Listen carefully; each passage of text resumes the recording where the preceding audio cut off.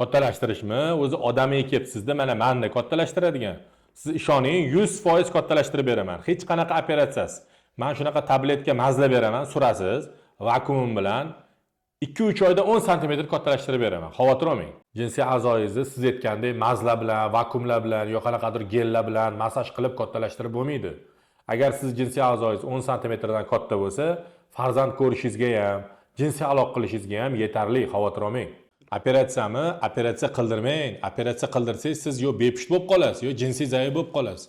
Ishonmang u aytganlarga. Sizni aldab pulingizni olishadi. Menda shunaqa bu qo'shimchalar bor. Bu dabafkalarni ichsangiz yaxshi bo'lib qolasiz. Ani moyagingizni margansovkaga tiqib o'tirsangiz, o'zi yaxshi bo'lib qoladi. Massajlar qilib beraman, zo'r bo'lib tuzalib ketasiz. Qildirmang varikatsiyali operatsiya. Varikatsiyali bu moyak tomirlarning kengayib ketishi hisoblanadi. Buni asorati bepushtlik bo'lishi mumkin. Lekin operatsiya qilish kerak emasligi bu darajasiga bog'liq.